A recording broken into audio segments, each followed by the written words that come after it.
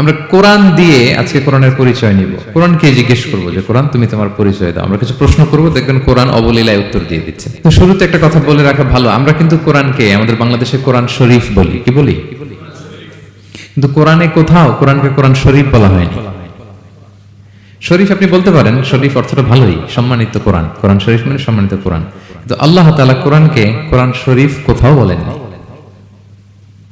আল্লাহ তাআলা কোরআনকে কোথাও বলেছেন কোরআনে মাজিদ, বাল হুয়া কুরআনুন মাজিদুন ফি লাওহিম মাহফুজ। আমি লাওহে মাহফুজে এই কোরআনে মাজিদকে রেখেছি। লাওহে মাহফুজ 7 আকাশের উপরে। তুলুহু মা বাইনাস সামাই ওয়াল আরদ, আকাশ জমিন যত লম্বা লাওহে মাহফুজ ঠিক তত লম্বা। ওয়া আরদুহু মা বাইনাল মাশরিকি ইলাল মাগরিব, পৃথিবীর প্রাচ্য থেকে পাশ্চাত্য যত দূর লাওহে মাহফুজ প্রশস্ততার দিক থেকে ঠিক তত দূর। ওহুয়া মিন দুররাতিন বাইদা, সাদা ঝকঝকে ডায়মন্ড দিয়ে আল্লাহ লাওহে মাহফুজকে তৈরি করেছেন। এটা হচ্ছে কোরআনের বাড়ি 7 আকাশের উপরে। তা আল্লাহ বলেছেন বাল হুয়া কুরআনুম মাজিদ, কোরআনে মাজিদ বলছেন আল্লাহ, কোরআন শরীফ বলেন নাই। আরেক আয়াতে আল্লাহ তাআলা বলেছেন ইয়াসিন, তারপরে কি ওয়াল কুরআনিল হাকিম। তাহলে আরেক আয়াতে কোরআনে হাকিম বলেছেন, প্রোগ্রামে কোরআন, কোরআন শরীফ বলেন নাই। সূরা ওয়াকিয়ার আরেক আয়াতে আল্লাহ তাআলা বলেছেন ইন্নাহু লাকুরআনুন কারীমুন ফি কিতাবিম মাকনুন, এখানে বলেছেন কোরআনে কারীম। সূরা হিজরের এক আয়াতে আল্লাহ বলেছেন কোরআনে আযীম, ওয়ালাকাদ আতাইনাকা সাবআম মিনাল মাসানি ওয়াল কুরআনাল আযীম। নবী হে, আপনাকে আমি নিত্য পাঠনীয় সপ্তবাক্য দিয়েছি আর কোরআনে আযীম দিয়েছি। তাহলে আল্লাহ বললেন কোরআনে মাজিদ, তিনি বললেন কোরআনে হাকিম, তিনি বললেন কোরআনে কারীম, কোরআনে আযীম। কিন্তু এগুলো সব থেকে আমরা কি বলি? কোরআন শরীফ বলতে পারেন, অর্থ ভালোই, কিন্তু কোরআনে নাই, আল্লাহ তাআলা বলে নাই। আসুন কোরআন শরীফ বলার পাশাপাশি আমরা কোরআনে কারীম, কোরআনে মাজিদ এগুলো বলতে অভ্যস্ত হই, কারণ এভাবেই কোরআনকে পরিচয় দিয়েছেন আল্লাহ তাআলা। পারা যাবে তো ইনশাআল্লাহ? শুধু কোরআনই কোরআনের নাম নয়, এছাড়াও কোরআনের আরো অনেক নাম কোরআনে খুঁজে পাওয়া যায়। যেমন কোরআনের একটা নাম হচ্ছে আল কিতাব। কোরআনের একটা নাম কি? আল্লাহ তাআলা বলছেন মা ফাররাতনা ফিল কিতাবি মিন শাই, এই কিতাবে, এই কোরআনে আমি কোনো কিছু বাকি রাখি নাই, সব বলে দিয়েছি। সব, ব্যক্তি জীবনে, পরিবারে, সমাজে, রাষ্ট্রে, রান্নাঘর থেকে শুরু করে বঙ্গভবন পর্যন্ত, কাঁথা সেলাই থেকে শুরু করে মহাকাশ পর্যন্ত সব আল্লাহ কোরআনে বলে দিয়েছেন, কিছু বাকি রাখে নাই। তাহলে কোরআনের একটা নাম আল কিতাব, একটা নাম কি? কোরআনের আরেকটা নাম আল ফুরকান, সত্য মিথ্যার পার্থক্যকারী, the criterion between right and wrong. কোরআন পড়লে বোঝা যায় কোনটা সত্য কোনটা মিথ্যা। আল্লাহ তাআলা বলেন তাবারাকাল্লাযী নাযালাল ফুরকানা আলা আবদিহি লিয়াকুনা লিল আলামিনা নাযীরা, আমি কোরআনকে ফুরকান বানিয়ে পাঠিয়েছি যাতে করে বিশ্বনবী মানুষকে সতর্ক করতে পারেন। তাহলে একটা পেলাম কোরআনের নাম আল কিতাব, এরপরে দ্বিতীয়টা পেলাম আল ফুরকান। কোরআনের একটা নাম হচ্ছে আয-যিকির। আমরা অনেকে মনে করি শুধু সুবহানাল্লাহ, আলহামদুলিল্লাহ এগুলাই জিকির, না, কোরআনটাও একটা জিকির। কোরআনের একটা নাম হচ্ছে জিকির। আল্লাহ তাআলা বলছেন ইন্না নাহনু নাযালনা যিকরা ওয়া ইন্না লাহু লাহাফিযুন, নিশ্চয় আমি এই জিকিরকে মানে কোরআনকে নাজিল করেছি, আমি এই কোরআনকে সংরক্ষণ করব। তাহলে কোরআনের একটা নাম পেলাম আল কিতাব, একটা নাম পেলাম আল ফুরকান, একটা নাম পেলাম কি? জিকির। এরকম অনেকগুলো নাম কোরআনের আছে। শুনতে শুধু আমি সূরাতুল হাশরের 21 নম্বর আয়াত তেলাওয়াত করেছি। এখানে আল্লাহ তাআলা ইরশাদ করছেন যে এই কোরআনকে যদি আমি পাহাড়ের উপর নাজিল করতাম, লাউ আনজালনা হাযাল কুরআনা আলা জাবালিন লারাআইতাহু খাশিআম মুতাসাদ্দিআম মিন খাশিয়াতিল্লাহ। নবী হে, কোরআনকে যদি আমি পাহাড়ের উপর নাজিল করতাম, আপনি দেখতেন আল্লাহর ভয়ে এই পাহাড় ভেঙে চুরে খানখান হয়ে যেত। এটা এত গরু ভার একটা বাণী কোরআন আল কারীম, পাহাড় ভেঙে যেত। পাহাড় কি চারটেখানে কথা? সুবিশাল পাহাড় আল্লাহ তাআলা পৃথিবীতে সৃষ্টি করে রেখেছেন। আপনারা আলাস্কা পর্বতমালার নাম শুনেছেন? Alaska range, located in USA. যুক্তরাষ্ট্রে একটা মাউন্টেন রেঞ্জ আছে, এটা 600 মাইল লম্বা। কয়শো মাইল? পুরোটাই পাহাড়। এটার নাম হচ্ছে আলাস্কা মাউন্টেন রেঞ্জ। ইউরোপে একটা মাউন্টেন রেঞ্জ আছে, এটার নাম হচ্ছে আল্পস মাউন্টেন রেঞ্জ, এটা 750 মাইল লম্বা। নেপালে একটা পাহাড় আছে, এটার নাম মাউন্ট এভারেস্ট, এটা 8829 মিটার উঁচু। আল্লাহ বলেন এই বিশাল বিশাল পাহাড়। আরব বিশ্বে অনেক বড় পাহাড় আছে, তুর পাহাড়ের চূড়ায় আমি উঠেছিলাম, আরব বিশ্বের সবচেয়ে বড় পাহাড় মাউন্টেন রেঞ্জ। আল্লাহ বলেন এই কোরআনকে যদি আমি তোমাদের উপর নাজিল না করে পাহাড়ের উপর নাজিল করতাম, আলাস্কার উপর নাজিল করতাম, আল্পস পর্বতমালায় নাজিল করতাম, তুর পাহাড়ে যদি নাজিল করতাম, মাউন্ট এভারেস্টের উপর যদি নাজিল করতাম, তাহলে নবী হ্যাঁ আপনি দেখতেন আল্লাহর ভয়ে এই পাহাড়গুলো ভেঙে চূর্ণ বিচূর্ণ হয়ে যেত। কিন্তু সেই কোরআন আল্লাহ কাদের উপর নাজিল করেছেন? আমাদের উপর। সো হিউজ রেসপন্সিবিলিটি, অনেক বড় দায়িত্ব। এই কোরআনকে আমরা বুঝি কিনা, কোরআনকে মানি কিনা, কোরআনের আইন সমাজে চাই কিনা, this is the burning question. নিজেকে নিজে প্রশ্ন করুন যে কোরআনের যে হকগুলো আছে আমরা আদায় করছি কিনা। এটা যেন তেন কোনো বাণী নয়, এটা আল্লাহ তাআলার পাঠানো বাণী, অনেক ভারী, অনেক ওজনওয়ালা বাণী। আল্লাহ তাআলা বলছেন ইন্না সানুলকি আলাইকা কওলান সাকিলা, নবী হে আপনার কাছে আমি অনেক ভারী, হেভি ওয়েট ওয়ার্ড নাজিল করব। এটা অনেক ওজনের, এটা সিম্পল কোনো বিষয় নয়। এই কোরআন যখন রাসূল সাল্লাল্লাহু আলাইহি ওয়াসাল্লামের উপর নাজিল হতো, প্রচন্ড শীতের রাতে বিষ্ণু সাল্লাল্লাহু আলাইহি ওয়াসাল্লাম ঘামতেন। আমাদের আয়েশা বলেন আমরা কম্বল মুড়ি দিয়ে থাকতে পারি না, এত শীত, কিন্তু বিষ্ণুনবী ঘেমে ঘর্মাক্ত হয়ে একাকার। ওটের উপর বসে থাকা অবস্থায় যখন কোরআন নাজিল হতো, ওটগুলো মরুভূমির মধ্যে বসে পড়তো ডিরেক্টলি। কাফেলা চলছে চলছে, সাইয়েদনা জিবরাইল এসে কোরআন নাজিল করেছেন, কোরআনের ভারে ধপাস করে উট বসে যেত। যায়েদ ইবনে সাবিত রাদিয়াল্লাহু তাআলা আনহু কাতিবুল ওয়াহী, রাসূল সাল্লাল্লাহু আলাইহি ওয়াসাল্লামের একজন সাহাবী। রাসূল সাল্লাল্লাহু আলাইহি ওয়াসাল্লাম একবার যায়েদ রাদিয়াল্লাহু তাআলা আনহুর পায়ের মধ্যে মাথা রেখে শুয়েছিলেন। দীর্ঘক্ষণ শুয়ে থাকলেন। যায়েদ রাদিয়াল্লাহু তাআলা আনহু বলছেন আমার কোনো কষ্টই হচ্ছে না। হঠাৎ করে কোরআন নাজিল হতে লাগলো। কি নাজিল হতে লাগলো? কোরআন। যায়েদ রাদিয়াল্লাহু তাআলা আনহু বলেন দীর্ঘক্ষণ রাসূল সাল্লাল্লাহু আলাইহি ওয়াসাল্লাম আমার পায়ের উপর মাথা রেখে শুয়ে আছেন, কিন্তু আমি টেরই পাচ্ছি না। কিন্তু যখন কোরআন নাজিল হতে লাগলো, মনে হলো যে আমার পাটা ভেঙে খান খান হয়ে যাবে। রাসূল সাল্লাল্লাহু আলাইহি ওয়াসাল্লামের মাথার ওজন এত বেড়ে গেল, আমি আর রাসূল সাল্লাল্লাহু আলাইহি ওয়াসাল্লামকে রাখতেই পারছি না আমার পায়ের উপর। ইন্না সানুলকি আলাইকা কওলান সাকিলা, নবী হে আমি অনেক ভারী, হেভি ওয়েট ওয়ার্ডের কোরআন আপনার কাছে নাজিল করব। সো কোরআনটা এটা অনেক সম্মানিত একটা বাণী, আল্লাহ তাআলার বাণী, অনেক ভারী একটা বাণী। এটা পাহাড় সইতে পারে না, পাহাড় ভেঙে চূর্ণ বিচূর্ণ হয়ে যেত, সে কোরআনকে আল্লাহ তাআলা আমাদের উপর নাজিল করেছেন। সো আমাদের হিউজ রেসপন্সিবিলিটি, অনেক বড় দায়িত্ব যে এই কোরআনকে মেনে চলা, কোরআন পড়তে জানা, কোরআনের অর্থ বোঝা এবং কোরআনের নীতিমালাগুলো আমাদের সমাজে বাস্তবায়ন করা। তো আমরা বলেছি যে আমরা কোরআন দিয়ে আজকে কোরআনের পরিচয় নিব। কোরআনকে জিজ্ঞেস করবো যে কোরআন তুমি তোমার পরিচয় দাও। আমরা কিছু প্রশ্ন করবো, দেখবেন কোরআন অবলীলায় উত্তর দিয়ে দিচ্ছে। আমরা যদি কোরআনকে জিজ্ঞেস করি যে কোরআন তুমি যে পৃথিবীতে এসেছো, তোমার হিস্ট্রিটা বলো, কবে আসলা, কবে নাজিল হয়েছে? কোরআন বলবে শাহরু রমাদানাল্লাযী উনজিলা ফীহিল কুরআন, আমি রমাদান মাসে এসেছি, যেন তেন মাসে আসিনি। কোরআনকে যদি আমরা প্রশ্ন করি যে কোরআন রমাদান তো 29 দিন বা 30 দিন, তো এই 30 দিনের বা 30 রাতের কোন দিন বা কোন রাতে এসেছে? কোরআন বলবে ইন্না আনজালনাহু ফি লাইলাতুল কদর, আমি কদরের রাতে এসেছি। সুবহানাল্লাহ বিহামদি। ওমা আদরাকা মা লাইলাতুল কদর, কে তোমাকে জানাবে কদর কি? লাইলাতুল কদরি খায়রুম মিন আলফি শাহর, কদরের রাত 1000 মাসের চেয়েও সেরা। রাসূল সাল্লাল্লাহু আলাইহি ওয়াসাল্লাম আফসোস করতেছেন, আল্লাহ বনি ইসরাইলের লোকেরা হায়াত পাইছে 1000 বছর, 1500 বছর, এত ইবাদত করছে, আমার গুনাহগার উম্মতের কি হবে? আমার গুনাহগার উম্মত তো 60-70 এর মধ্যে মরে শেষ। আমার উম্মতি মা বাইনা 60 ইলা 70, আমাদের গড় বয়স কত? 60 থেকে 70। আল্লাহ বলেন চিন্তা করো না, লাইলাতুল কদরি খায়রুম মিন আলফি শাহর, তোমার গুনাহগার উম্মতের জন্য আমি কদরের রাত দিয়েছি, 1000 মাসের চেয়ে সেরা। তাহলে কোরআনের হিস্ট্রি আমরা জেনে গেলাম। রমাদানে আসছে, রমাদানের কোন রাতে আসছে? এখন যদি জিজ্ঞেস করি তুমি কি একা একা আসছো না কেউ নিয়ে আসছে তোমাকে, এবার কি উত্তর পাওয়া যাবে? এই প্রশ্নের উত্তরে কোরআন আমাদেরকে জানায় যে আমি একা আসিনি। নাযালা বিহির রূহুল আমিন, রূহুল আমিন হচ্ছে জিবরাইল আলাইহিস সালামের একটা নাম, বিশ্বস্ত আত্মা। রূহুল আমিনের সাথে আমি এসেছি, সবচাইতে বিশ্বস্ত, যেহেতু এটা আল্লাহর বাণী, এটা আসার সময় যদি অন্যের কথা ঢুকায় দেয় তাহলে ভেজাল আছে না নাই? আমিন, বিশ্বস্ততার সাথে যে পৌঁছে দিবে, বাণী বাহকের কাজ করবে, এরকম সবচাইতে বিশ্বস্ত ফেরেশতা জিবরাইলকে দিয়ে আমি পাঠিয়েছি। তাহলে কোরআন একা আসে, সবচাইতে শক্তিশালী ফেরেশতা জিবরাইল আলাইহিস সালামের লাহু সিত্তু মিআতু জানা, 600 পাখা আছে, 600 পাখা। সব নবীদের কাছে এসেছে নবী নিয়ে, এরকম একজন ফেরেশতা দিয়ে কোরআনকে পাঠানো হয়েছে। এবার যদি জিজ্ঞেস করি যে কোন ভাষায় তোমাকে নাজিল করা হয়েছে বলো, আছে এটা কোরআনে? কোরআন আমাদেরকে জানাচ্ছে ইন্না আনসালনাহু কুরআনান আরাবিয়ান লাআল্লাকুম তাআকিলুন, নিশ্চয়ই আমি কোরআনকে আরবি ভাষায় নাজিল করেছি যাতে তোমরা বোঝো।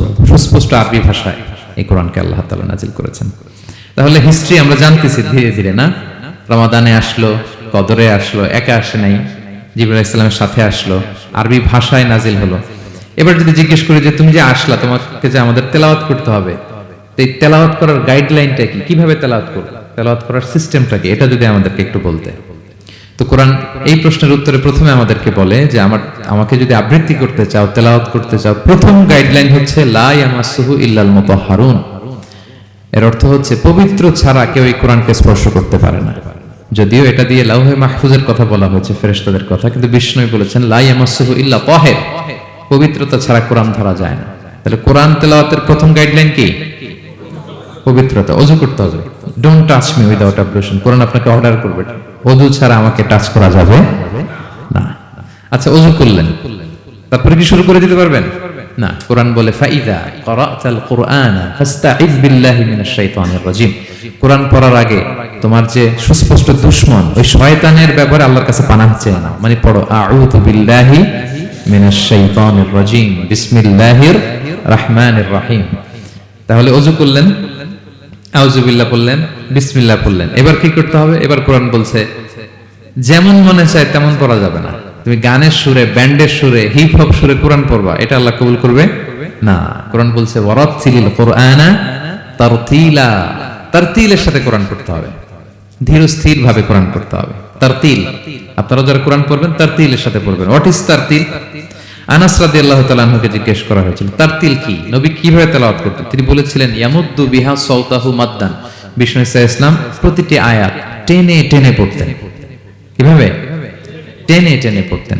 আবার বিষ্ণু ইসলামের স্ত্রী উম্মে সালামা রাদিয়াল্লাহু তাআলা আনহা তিনি বলতেন ইয়াকাত্তিউ কিরাআতাহু আয়াতান আয়াতান। বিষ্ণু ইসলাম প্রতিটি আয়াত শেষে থামতেন, এক আয়াত পড়ে থেমে আরেক আয়াত, আবার থেমে আরেক আয়াত। আলহামদুলিল্লাহি রাব্বিল আলামিন আর রহমানির রহিম মালিকি ইয়াউমিদ্দিন। দেখেন, টেনে টেনেও পড়লাম, আবার প্রতিটা আয়াত শেষে থামলাম। This is তারতিল। ওয়ারাতিলিল কুরআনা তারতিলা। এভাবে টেনে টেনে প্রতি আয়াত শেষে থেমে থেমে পড়ার নাম তারতিল। এভাবে পড়তে হবে। তো পড়ার গাইডলাইন কি পেলাম? প্রথমে কি করতে হবে? ওযু করতে হবে, পবিত্রতা। এরপরে আউযু বিল্লাহ, বিসমিল্লাহ পড়তে হবে। এরপরে কিভাবে পড়তে হবে? তারতিলের সাথে। কথা কি বুঝতে পারতেছেন সবাই? বিরক্ত হচ্ছেন না তো আপনারা? আচ্ছা, মুভিং অন।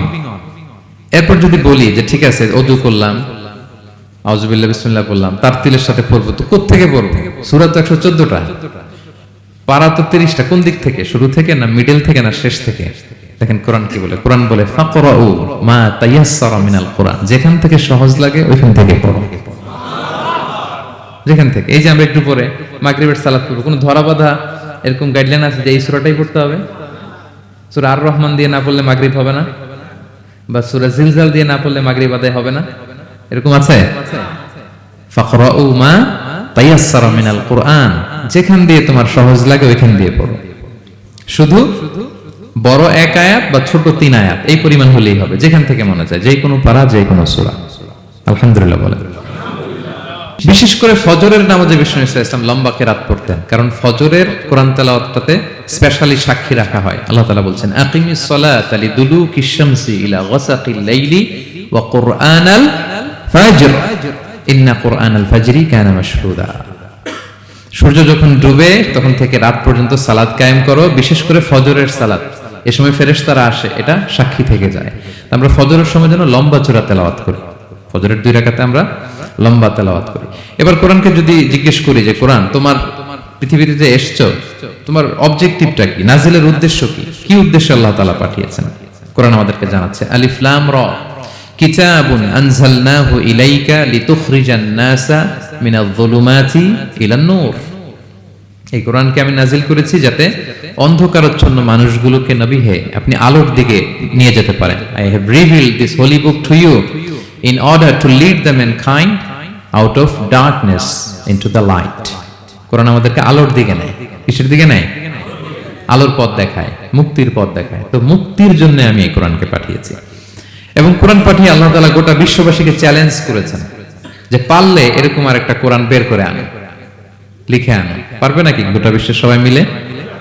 আমরা যখন বই লিখি, বইয়ের ভূমিকাতে লিখি যে মানবিক দুর্বলতার কারণে বা আমার জ্ঞানের কমতির কারণে কিছু ভুল হতে পারে বা টাইপো মিস্টেক হতে পারে, কেউ যদি আমাদের ভুলগুলো ধরিয়ে দেন আমরা শুদ্ধ করে নিব। প্রত্যেক লেখক লেখে যে আমার 3টা বই বের হয়েছে, আমি এটা লিখছি শেষে, যে কিছু টাইপো মিস্টেক হতে পারে বা আমার ভুল হতে পারে, জানালে আমি পরবর্তী সংস্করণে কি করব, শুধরে নিব। কিন্তু কোরআন ব্যতিক্রম। সব লেখক বলে ভুল থাকলে বললেন, কোরআন বলে পারলে ভুল খুঁজে বের করো। কোরআন শুরুতেই বলতেছে যালিকাল কিতাব লা রাইবা ফি, this is the book, the most authentic and original book in the world, whereof there is no doubt in it, এর মধ্যে কোনো সন্দেহের অবকাশ নাই, পারলে ভুল খুঁজে বের করে দেখাও।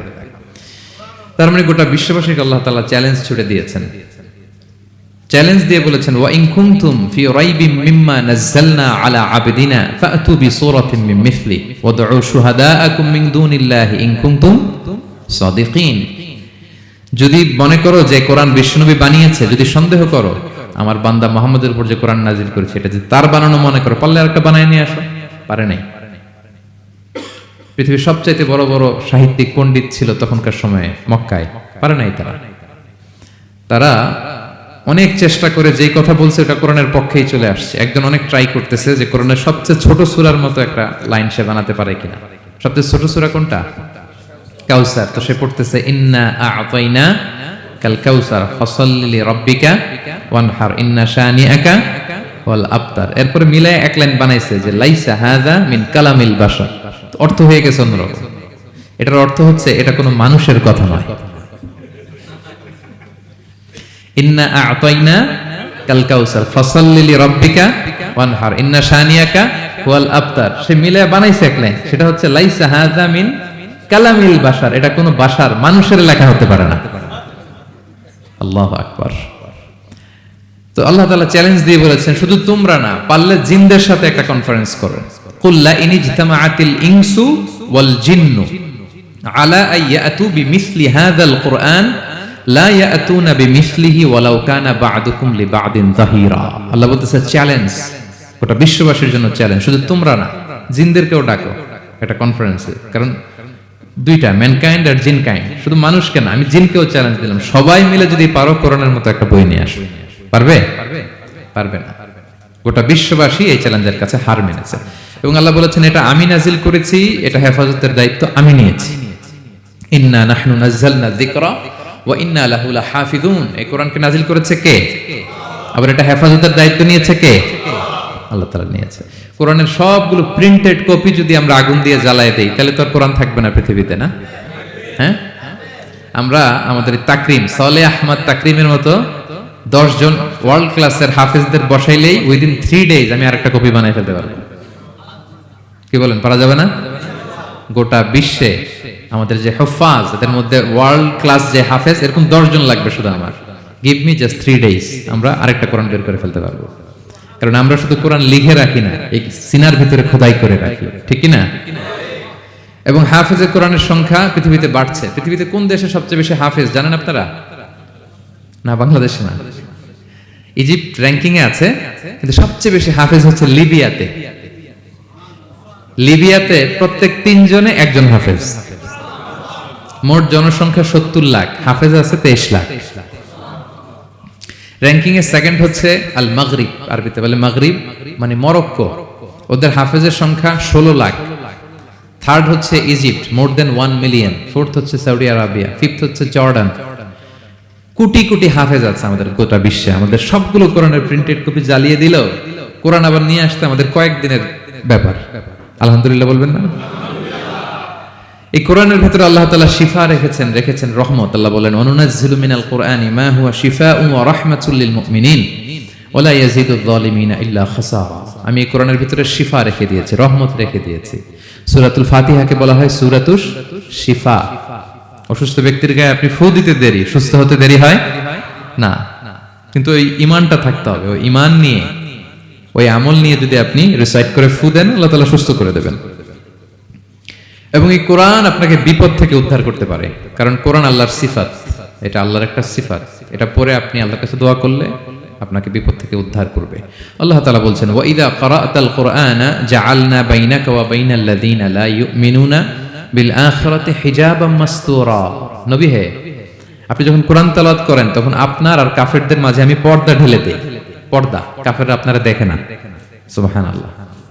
সূরা লাহাব যখন নাজিল হলো, তাব্বাত ইয়াদা আবি লাহাবি ওয়া তাব, ধ্বংস হোক, নিপাত যাক আবু লাহাবের দুই হাত। আবু লাহাব কে ছিল বলেন তো? বিশ্বনবীর চাচা। তো এই আয়াত যখন নাজিল হলো, চাচার বদনাম যখন এই আয়াতে আসলো, চাচি উম্মে জামিল খুব রেগে গেল।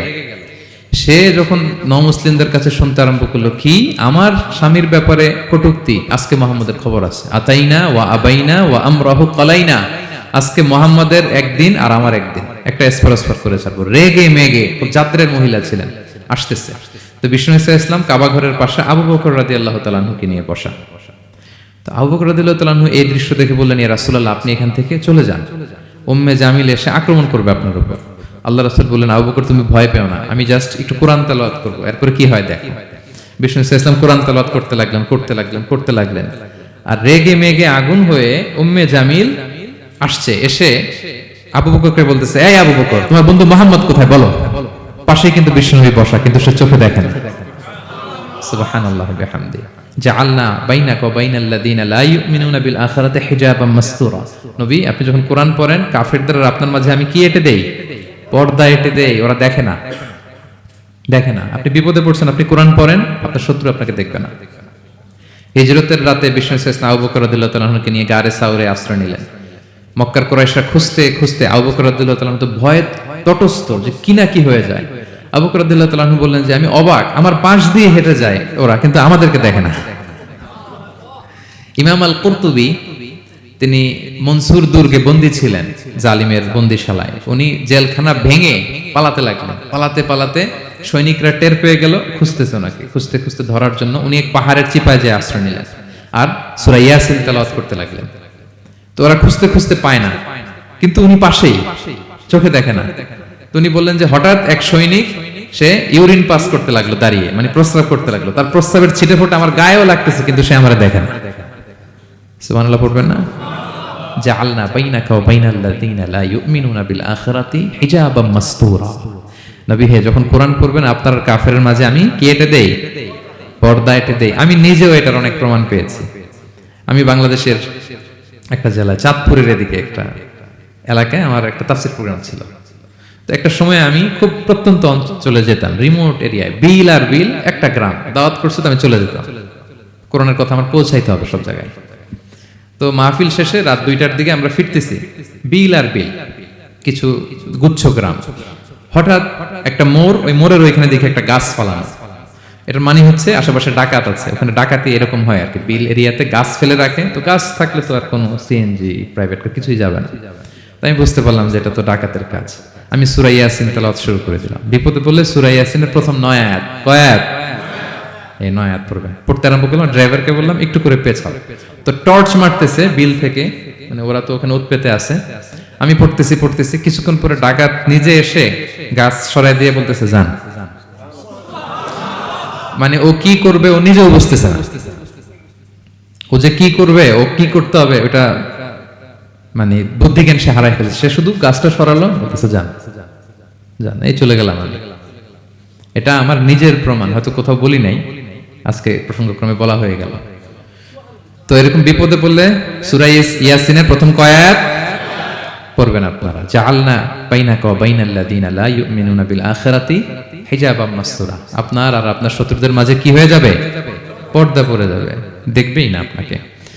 অনেক চেষ্টা করেছিল মক্কায় কুরাইশরা রাসূল সাল্লাল্লাহু আলাইহি ওয়াসাল্লামের এই কোরআনে বাধা দিতে, যাতে এই কোরআনের কথা শুনতে না পারে। কারণ যারাই বিষ্ণুনবীর কণ্ঠের তেলাওয়াত শুনতো, এরাই মুগ্ধ হয়ে কালিমা পড়ে মুসলমান হয়ে যেত।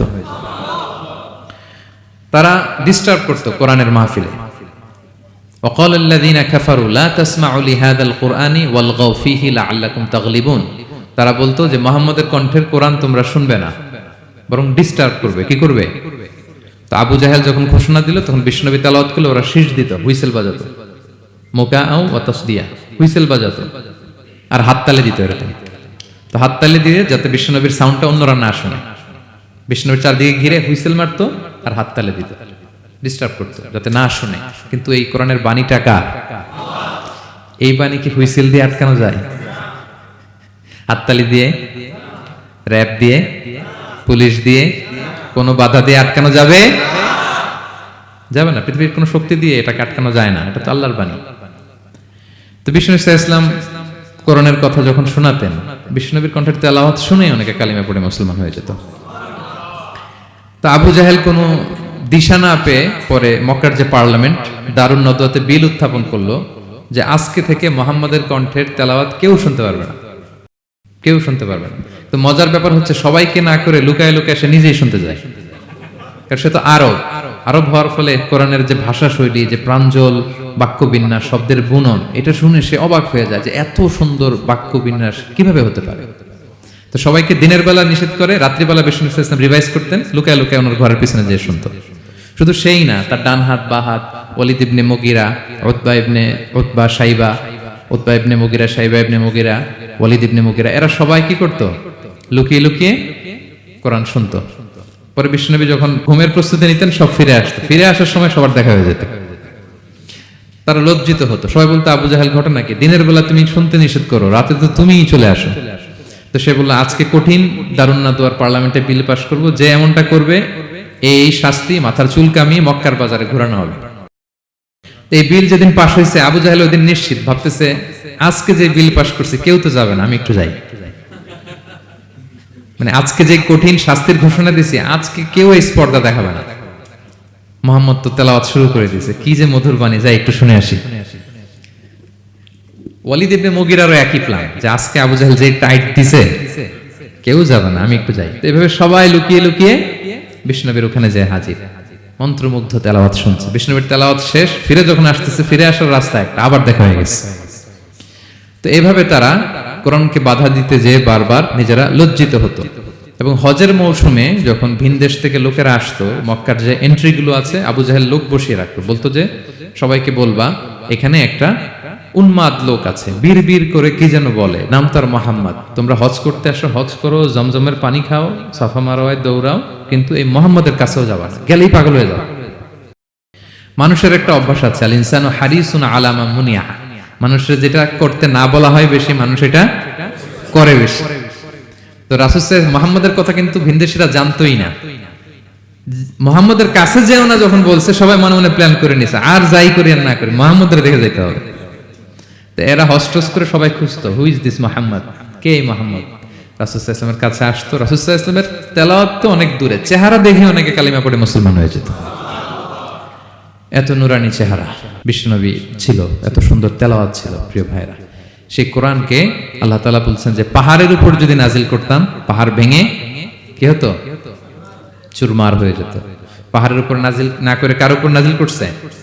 আমাদের উপর নাজিল করছে। আমাদের হিউজ রেসপন্সিবিলিটি, এই কোরআনকে আমাদের বুঝতে হবে, জানতে হবে। কোরআন শুদ্ধভাবে পড়ার প্রচেষ্টা চালাবেন তো? রেগুলার কোরআনের অর্থ বুঝবেন তো? কোরআনের মাহফিলগুলোতে আসবেন তো?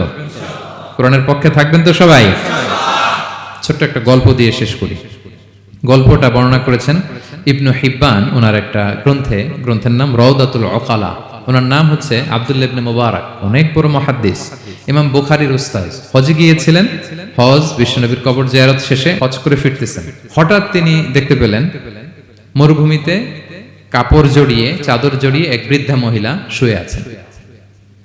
গল্পটার নাম হচ্ছে আল মুতাকাল্লিমাতু বিল কোরআন, মানে যে নারী সবসময় শুধু কোরআন দিয়ে কথা বলে।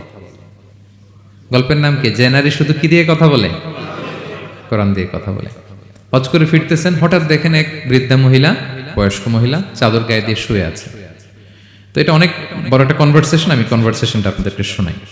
উনি কাছে গেলেন, যে সালাম দিলেন, আসসালামু আলাইকুম রাহমাতুল্লাহ। সালামের উত্তরে বৃদ্ধা মহিলা স্বাভাবিকভাবে উত্তর না দিয়ে একটা কোরআনের আয়াত তেলাওয়াত করলেন। তিনি তেলাওয়াত করলেন, সালামুন কাওলাম মির রাব্বির রহিম, মানে দয়াময় প্রতিপালক আল্লাহর পক্ষ থেকে তোমার প্রতিও সালাম। এটা একটা কোরআনের আয়াত, কিন্তু এটা দিয়ে উত্তর হয়ে যায় সালামের। কি বলেন? আচ্ছা, গেল। এবার আব্দুল্লাহ ইবনে মুবারক জিজ্ঞেস করলেন, মাযা তাসনাঈনা ফি হাদাল মাকান, এখানে কি করেন আপনি? কি করতেছেন একা একা? এই প্রশ্নের উত্তরও ভদ্রমহিলা একটা কোরআনের আয়াত তেলাওয়াত করে দিলেন। উনি তেলাওয়াত করলেন, ওমাই ইউদলিল ফালা হাদিয়া লাহ, মানে আল্লাহ যার পথ ভুলায় দেয় তার পথ দেখানোর কেউ নাই। মানে বুঝাইতে চাইলেন আমি পথ হারাই ফেলছি। কি বুঝাইতে চাইলেন? পথ হারাই ফেলছে, মানে উনি এমন ভাবে কোরআনের আয়াত চুজ করে যাতে উত্তর হয়ে যায়। তো এবার উনি জিজ্ঞেস করলেন আইনা তুরিদিন, তো পথ হারাই ফেলছেন তো বুঝলাম, আয়াত থেকে এটা বোঝা যায়, তো আপনি কোথায় যাচ্ছেন, ডেস্টিনেশন কোথায়? উনি আবার একটা আয়াত তেলাওয়াত করলেন, সুবহানাল্লাযী আসরা বিআবদিহি লাইলাম মিনাল মাসজিদিল হারামি ইলাল মাসজিদিল আকসা। রাসূল সাল্লাল্লাহু আলাইহি ওয়াসাল্লাম মেরাজের আগে যে ইসরা হয়েছিল, মসজিদুল হারাম থেকে মসজিদুল আকসায় রাসূল সাল্লাল্লাহু আলাইহি ওয়াসাল্লামকে আল্লাহ নিয়েছিলেন, এটা তেলাওয়াত করলেন। তো বুঝাতে চাইলেন আমিও আপনার মতো হজে আসছিলাম মসজিদুল হারামে, আর যাচ্ছি মসজিদুল আকসা, মানে ফিলিস্তিন আমার বাড়ি। মসজিদুল আকসা কোন দেশে?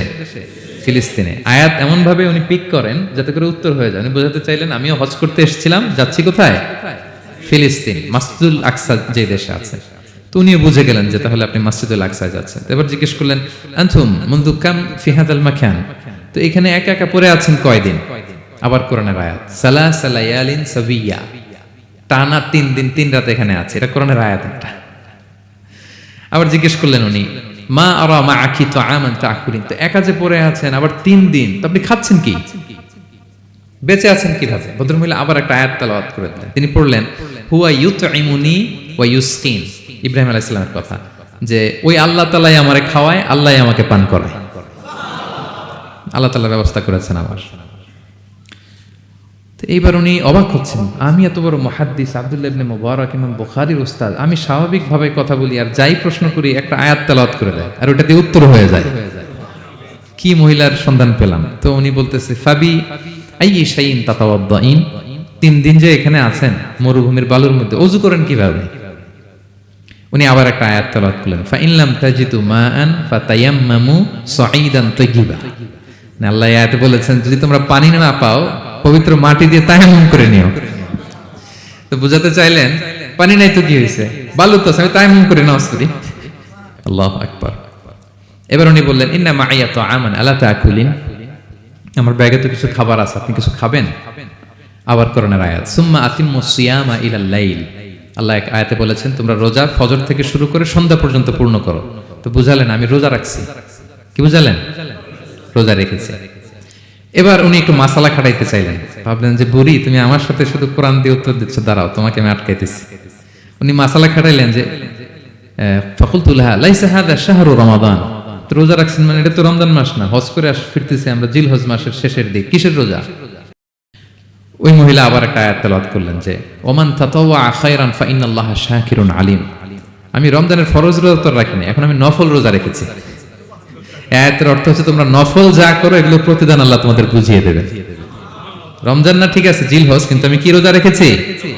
নফল রোজা। এইবার উনি ধরছেন মাসালা, এবার বলতেছে উবি হালান আল ইফতার ফিস সাফার, সফরে তো রোজা ভাঙা জায়েজ আছে, রোজা তো ভাঙা জায়েজ, খান একটু।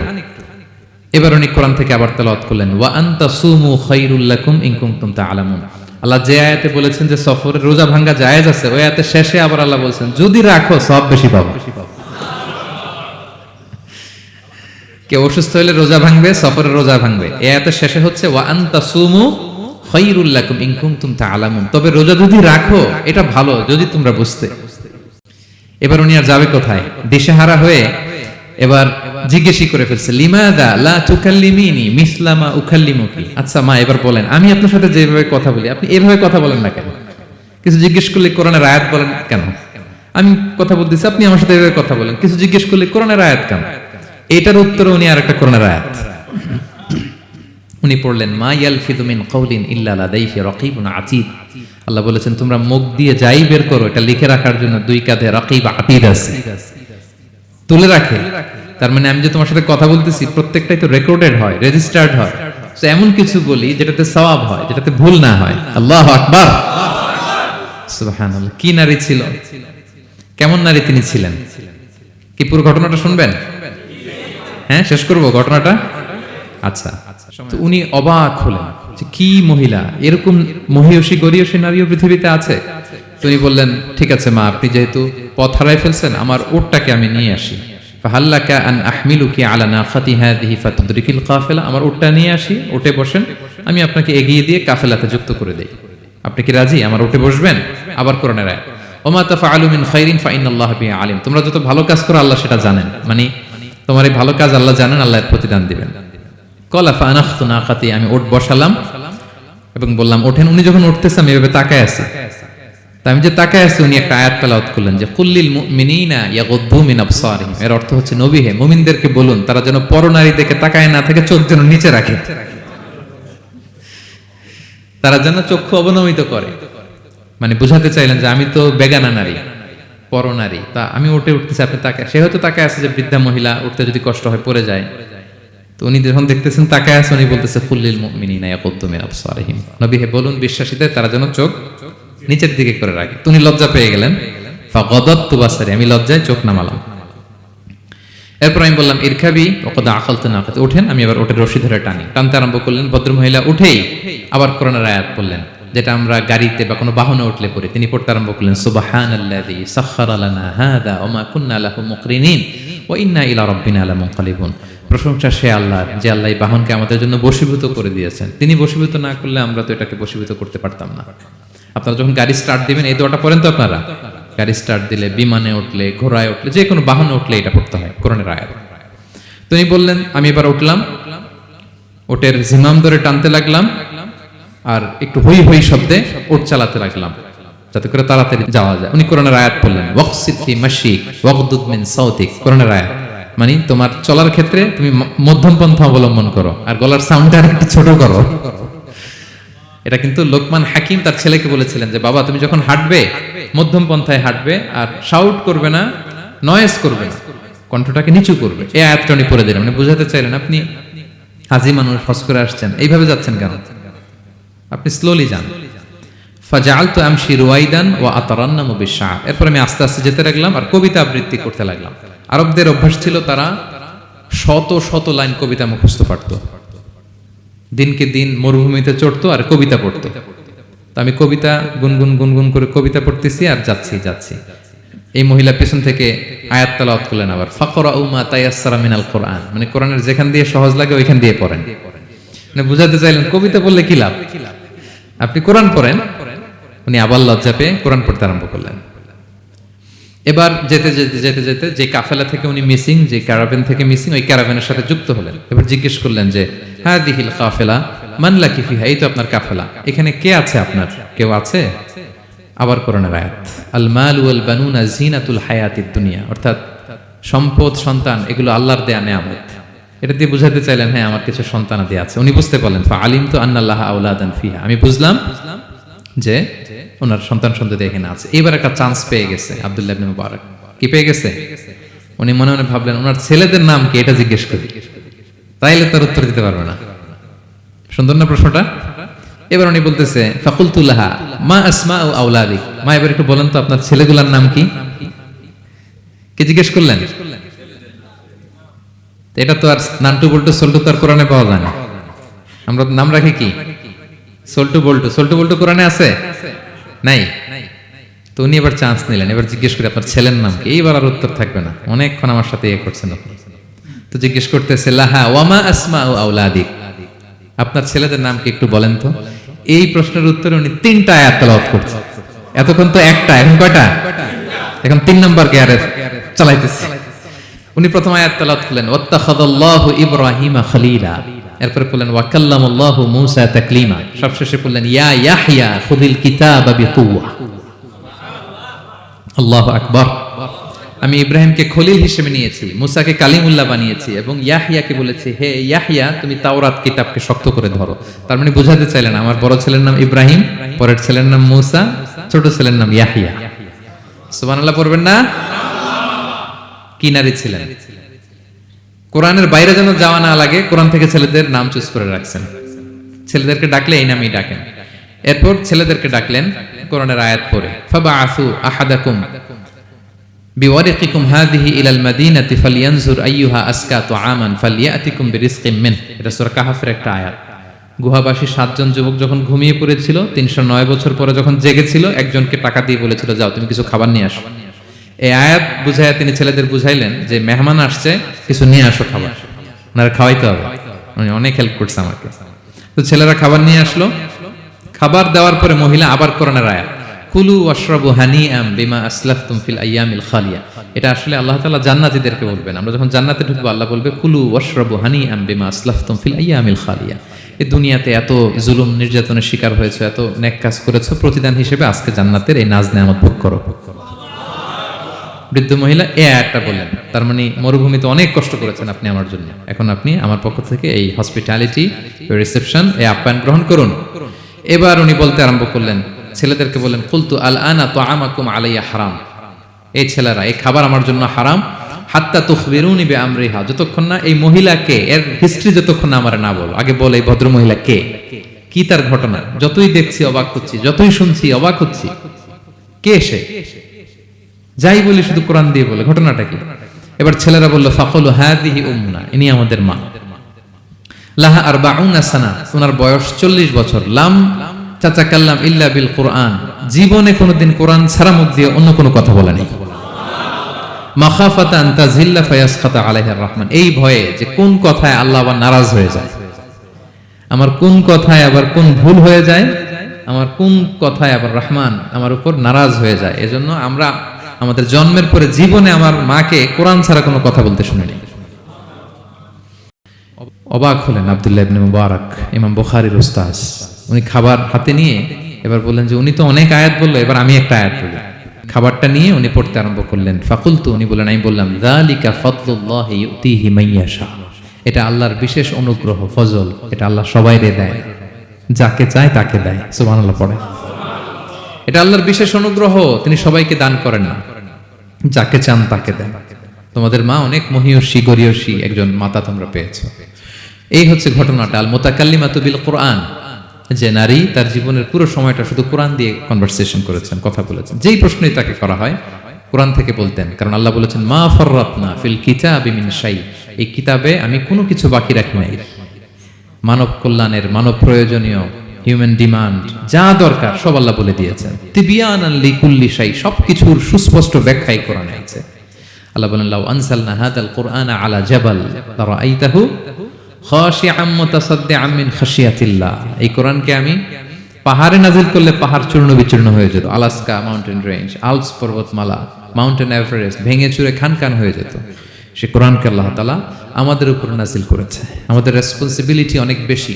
আজকে আমি কতগুলো কোরআনের আয়াত তেলাওয়াত করছি, কেউ কি গুনতে পারবেন? শত শত কোরআনের আয়াত তেলাওয়াত করেছি, কারণ কোরআন নিজেই নিজের পরিচয় দিতে সক্ষম, কারো লাগে না। কোরআন নিজেই বলতে পারে, যেই প্রশ্ন আপনি ছুড়ে দিবেন কোরআন নিজেই আনসার করে দিবে, নিজে আপনাকে অ্যাড্রেস করবে, নিজে আপনার সমাধান হাজির করবে। সো এই মহাবিশ্বের মহাবিশ্বয় মহাগ্রন্থ আল কোরআনকে আল্লাহ তাআলা এই মাসে নাজিল করেছেন, যেই মাস আমরা কাটাচ্ছি। আল্লাহ বলেন, শাহরু রমাদান আল্লাযী উনজিলা ফীহিল কুরআন, এই রমাদান মাসে আমি এই কোরআনকে নাজিল করেছি। কোরআন নাজিলের মাস। আজকের এই কায়েত ফাউন্ডেশনের ইফতার প্রোগ্রাম তখনই সার্থক হবে যখন আমরা নিজেদের সাথে নিজেরা এই কমিটমেন্ট করব, এই প্রত্যয় ব্যক্ত করব যে আমি কোরআন শুদ্ধভাবে পড়তে চাই, এই কোরআনকে আমি বুঝতে চাই, এই কোরআনকে আমি হৃদয়ে ধারণ করতে চাই, আমি তাদাব্বুরে কোরআন করতে চাই, কোরআনে কি মেসেজ আল্লাহ দিল এটা আমি জানতে চাই। কি ভাইয়েরা, আমরা জানতে চাই কি চাই না? যারা আমরা কোরআন শুদ্ধ করে পড়তে পারি না, আমরা যেন তারতিলের সাথে, তাজবিদের সাথে কোরআন তেলাওয়াতটা শিখে নিই। রাজি আছেন তো? যে যে এলাকায় থাকেন ওই এলাকার সুরাউতে, ওই এলাকার ইমাম সাহেবের সাথে একটা ছোট্ট গ্রুপ করে আপনারা কোরআন শিক্ষার আসর করবেন। সন্ধ্যাকালীন কোরআন শিক্ষার আসর, বয়স্কদের কোরআন শিক্ষার আসর। লজ্জা নেই, বাঁচতে হলে জানতে হবে, বাঁচতে হলে জানতে হবে। যারা শুদ্ধ করে পড়তে জানি তারা যেন নিয়মিত কোরআনের অর্থ পড়ি। এখন অনেক কোরআনের অ্যাপস পাওয়া যায়, আপনি অর্থ পাবেন, তাফসির পাবেন, অ্যাক্সেসটা অনেক সহজ হয়ে গেছে, বড্ড সহজ। No excuse will be granted that day. সেদিন কোনো অজুহাত আপনি দিতে পারবেন না আল্লাহর কাছে যে আল্লাহ এই কারণে পারি না। আল্লাহ বলবে, মালয়েশিয়া এসে তো ভাসাম লাইও শিখে ফেলছে, তো ভাসাম লাইও পারো, কোরআন পারো না কেন? আইএলটিএস করে ইংরেজিতে পটু, ইংরেজি পারো, আরবি পারো না কেন? সব পারো, এটা পারো না কেন? কোনো এক্সকিউজ আল্লাহ গ্রহণ করবেন না। আমাদেরকে কোরআন বুঝতে হবে, আমাদেরকে কোরআন জানতে হবে। কোরআনকে আল্লাহ তাআলা সহজ করেছেন। আল্লাহ বলেছেন, ওয়ালাকাদ ইয়াসসারনাল কুরআনা লিযিকর ফাহাল মিন মুদ্দাকির, কে আছে কোরআন শিখবে? কোরআনকে আমি সহজ করেছি।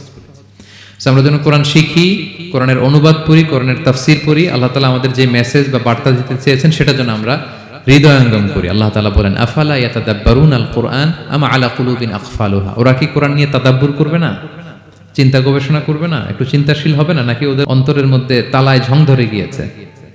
সো আমাদের এই দীর্ঘদিনের জং ধরে যাওয়া তালা খোলার জন্য আল্লাহ তাআলা রিমাইন্ডার হিসেবে রমাদান আমাদেরকে পাঠিয়েছেন, কোরআনের মাস। আমরা যেন কোরআনের মাসে কোরআনের সাথে নিজেদের সম্পর্ক গড়ে তুলি, আমরা যেন কোরআনময় করে তুলি আমাদের এবারের রমাদান।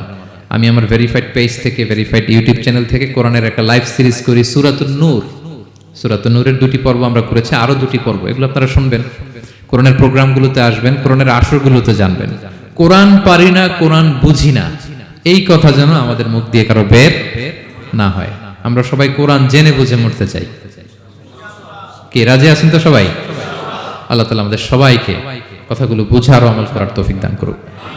আমরা যেন কোরআনের সাথে নিজেদের সম্পর্ক করতে পারি। কোরআন যেন দুনিয়াতে যেমনি আমাদের সাথে, কবরেও যেন আমাদের সাথে হয়, এবং কোরআন যেন আমাদের পক্ষে সাক্ষী দেয় in the day of judgement. কিয়ামতের দিন কোরআন সাক্ষী দিবে, আল্লাহ বলে আমি সেই সাক্ষী গ্রহণ করব। কোরআন সুপারিশ করবে, আল্লাহ বলে সেই সুপারিশ আমি গ্রহণ করব।